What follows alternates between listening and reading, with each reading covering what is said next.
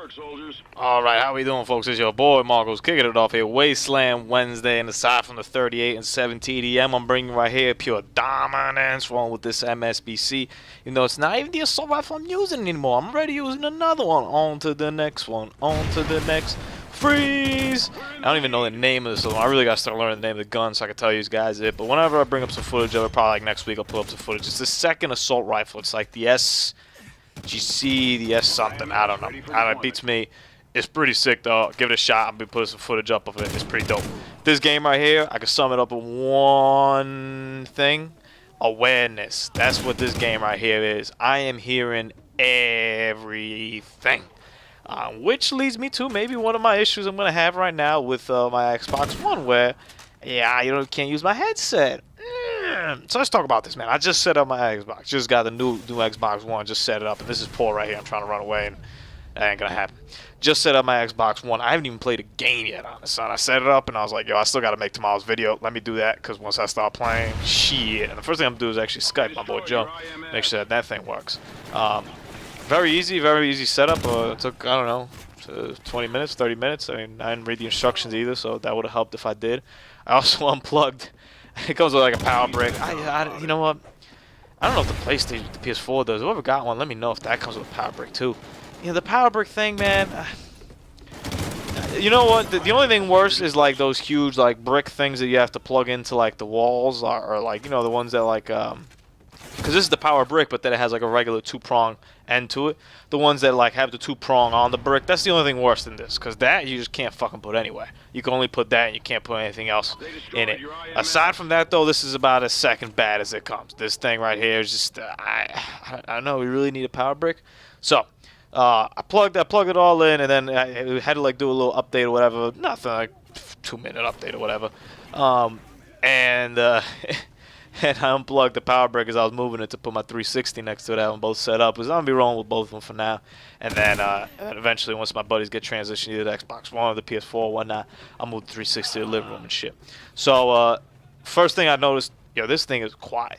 Like, it makes no noise. And thank God, because I have one of my 360 is like one of the first ones that came out. And that thing is like a vacuum cleaner. All day. So I'm very happy at how peaceful and quiet this Xbox One is. You know what? It looks a little bit better than I thought it would, to tell you the truth. I mean, it just looks like a big black box. But it does look a little bit sleek. You know, the different finishes, the Italian, like the polished, whatever they call liquid polish finish. It looks nice. Surprisingly, Connect's a little bit bulky than I expected. I don't know. I didn't even have another Connect. You know what? It's okay. The voice commands have worked for me for the little bit I've used it. And I'm going to try out Skype later and see how that goes. I'm not the biggest Connect guy. I don't really care too much for it. I don't even have enough space in my room to like play Connect games, and that's okay because they're not that good. But the functionality in terms of the voice thing and the scroll and stuff, that is pretty neat. And that's pretty cool, and how it recognizes you and stuff. That's cool too. And with time we'll see how effective that is. I'm hyped. I got one thing I was reading about, and one thing that really impressed me about the Xbox One was its launch lineup. And I think a lot of people would say it's a pretty weak lineup, but it's pretty strong for both systems, for the PS4 and this one. But in terms of like exclusive, in terms of first-party titles, it's really strong. I've never been a Killzone guy, so Killzone to me doesn't really mean much. On like the PS4 shows off Killzone, I'm like, it looks alright. I played Killzone 2, Shadow, whatever the hell it's called. And I wasn't that impressed. I played it for like an hour, and I was like, all right, I don't know, I'm not feeling it. So that was like the main launch line. And then was it Resogun, I think is the other game called? Or yeah, I think it's called Resogun, which is like a side-scrolling, like, I kind of compared it to Geometry Wars, even though it's not the same. Check this out, man. Woo! Awareness, baby. I was aware of the situation. You were aware of the C4 blowing you up in your face after you died. And Resogun's like a 2D kind of, think like Gradius on like crack, where you keep doing like circles and stuff. It looks really cool. I compare it to Geometry Wars just in the sense that it's a nice arcade shooter touch that is cool, like, for a little bit, but it's gonna die out. Say where that Geometry Wars ended as well. So that's like not like a launch title. Like that's not something you launch a game with. Like you can pick that up in like an arcade or some shit, dog. Like, yeah, all right. I'm hearing footsteps. I'm like, where you at? And I'm like, that's not the footsteps I'm hearing though. I'm gonna lay down IMS over here, which is, I thought it'd be a better spot than it was, but it really isn't that great of a spot. I was more hoping so that it would just trigger it and then maybe he'd back off and whatnot, but whatever. Still hearing footsteps, still popping people. Ain't got no worries. But the launch lineup, man, and you know, when I look back, I was trying to think of like good launch lineups, and they're really, you know, launch assist is pretty tough, and recently it's been pretty bad. Like for example, my favorites are in terms of bad, like the 3DS. Like that was a joke. Like there wasn't even a game to buy. Like they were all just, ugh. The Wii U even when it came out, it came out I think with the new Super Mario Bros. Game, and that's it. Like that's it till like, you know, till like last Friday when like the Super Mario 3D World or whatever came out. And then the PS4 was okay. What saves it is that, you know, the third-party titles are really strong.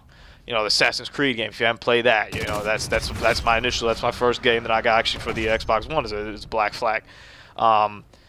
You know, you got your Battlefields, you got your Call of Duties, obviously, you got all that. That's strong, but in terms of first party, pretty weak. Whereas I feel that Xbox, they really pushed it over here in the first, so they got Forza out. I'm not a big Forza guy. I just don't really. I enjoy a little bit more arcade. You know, it's a little bit too realistic for me. I prefer a little more arcade racing type games. You know, it's probably shown by my cruising the world, and I really haven't played that many racing games since like the N64 era, so it doesn't do it to me. But I know there's a lot of people out there that play Forza. I know my man Fabio loves his Forza, and like him, there's a ton of people that like Forza. So that was pretty powerful bringing that title out there. Whereas, you know, PlayStation, and this is something I don't quite get. It's the same thing I had when Grand Theft Auto came out. You know, PlayStation's gonna release Gran Turismo. I think it's 6 that they're on, or 5, 6, I don't know, 7. For the PS3, and then they're gonna like release like another one. They're already working on another one for the PS4, but they're gonna release the PS3 one like in December. What happened, dog? Like y'all couldn't talk about this and be like, why don't you a launch title for us? Like that would be pretty good. And I think it's part of it because both systems were a little bit too rushed. And one example of how this the Xbox One was rushed is Killer Instinct. Killer Instinct is one of the games I'm definitely gonna get. It's sick. Like it looks great. I'm not even that big of a fighting game guy, but it looks pretty damn good. I've heard it plays very well. It's only got 6 characters though. No story mode, no arcade. Is that necessary? Yeah, it is. I mean, I'm gonna keep it real with you. It kind of is necessary. Like you need a little bit more than just go online and fight people to distract yourself. Now they're gonna add it. Oh, they're gonna patch it in. Blah blah blah. They're probably gonna sell it in DLC. I mean, they already announced they're gonna have 2 characters, Spinal and whoever the other guys they're gonna bring in. That's cute and all, but it shows that it's rushed. Now, the good thing that they did, the smart move, was that they went over quality over quantity. So instead of rushing something out with like 16 characters that just play like crap and you're like, oh, this stinks, they were like, you know what? And that Oracle came in a great time. They were like, you know what? We're going to put 6 characters in, but they're all going to be balanced. It's going to be a great game. It's going to look awesome. It's going to play awesome, and then we'll build from that. Yeah, I'm kind of okay with that. And it's free to play. The free to play aspect, you know, where you get Jago to start off free, and then you can play it out there. Because that's what I'm going to do. Maybe I'll play it, and maybe I won't like it, and then, hey, I'm not going to play it. But I have a feeling I'm going to play as Jago and be like, yo, this is sick.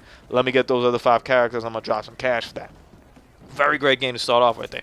Dead Rising, also a pretty good game. I'm not going to get it right now. I can see myself getting it in the future. I really enjoyed Dead Rising 2. This one's apparently, you know, got a lot more time. It's got bugs and whatnot because it's an open world game, but it's pretty damn good.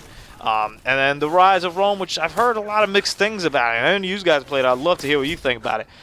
It got pretty reviews, but everyone who, like, I've talked to 2 people about it, and they told me that the game is sick, that, like, loved it. They had a lot of fun. Like, they caught themselves playing it, like, all weekend. So I'm not sure if that's just an example, you know. You gotta be careful when you see like reviews. And check this out, I jumped over to do. I'm like, where you at, bro? I'm coming. You gotta be careful when you look at reviews and see who's reviewing it. You know, I think a lot of people review video games kind of like you know, those guys who like review art. I guess art reviewers, whatever the hell they are. They guys look at paintings and like, yeah, you know, that's not too good. And then you're like, dude, son, that's like a Picasso, bro. Like that's just pretty baller. You know, that's a little Van Gogh action right there. So be wary about that. But overall, I'm very satisfied just with my initial setup. We're gonna be talking a little bit more about this on Friday. The Xbox One. I might even bring some Xbox One footage if I feel like it, because I'm able to record it on those guys. Beautiful. Hope you guys got enjoyed it. 38-7, by the way. We straight muttering these fools. Have a great Wednesday, everybody.